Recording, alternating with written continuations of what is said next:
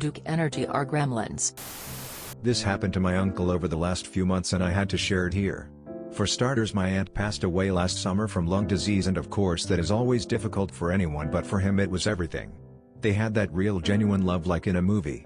The next month comes along and the power bill arrives in the mail as usual, being insanely high for them due to the devices necessary for my aunt.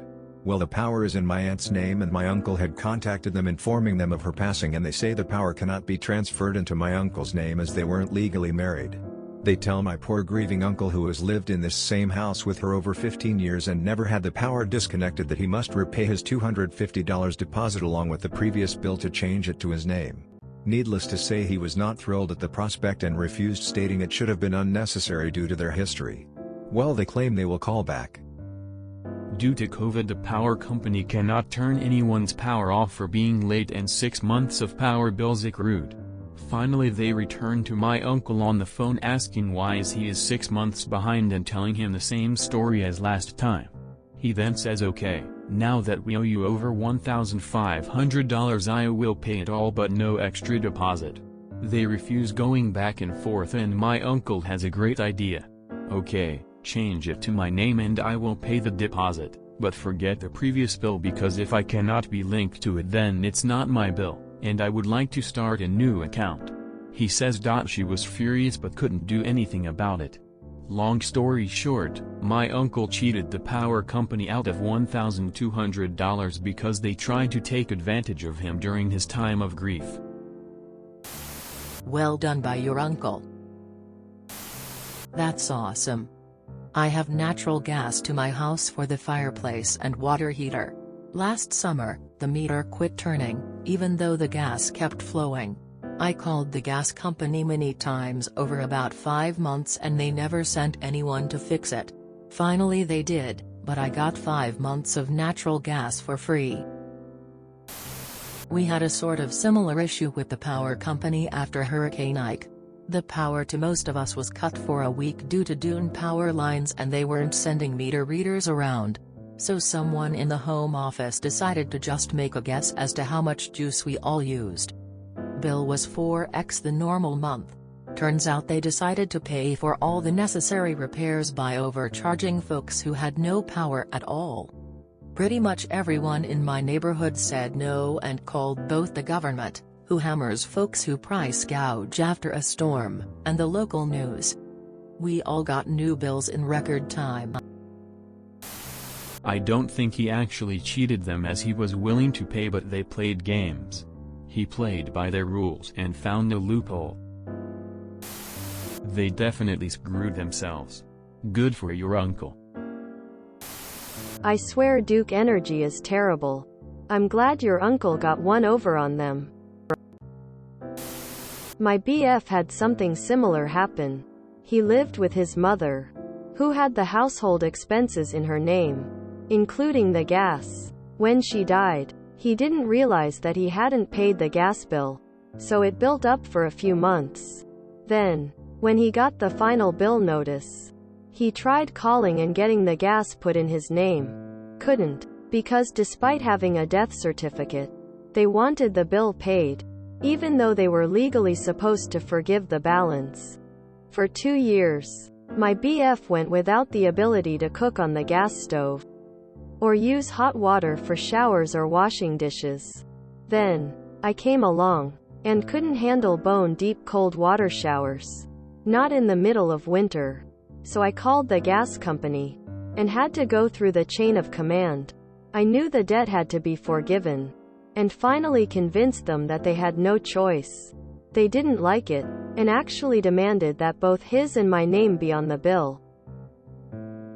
It actually worked out in our favor, because there's been times I've had to show his name for something official, with our shared address. But yes, we finally got gas turned on, and without a deposit, because I did autopay, which reversed any deposit required, and without having to pay that final bill either.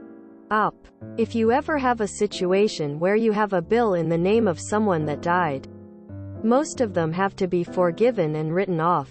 You aren't responsible for their expenses. There are exceptions to the rule. But almost every bill my husband had was forgiven once I said he was dead. In some cases, I didn't even have to provide his death certificate. Very, very, very good. So sad your uncle had to go through all that.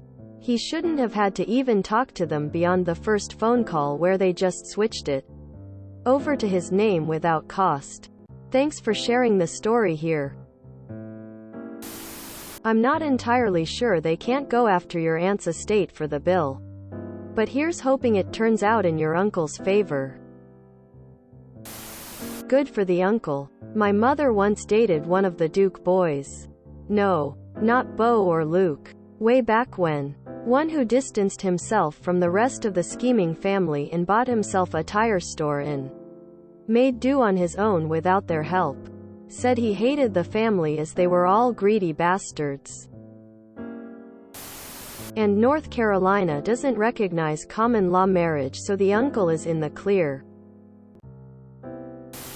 When my husband died, every company I had to deal with like this was courteous and made the process simple.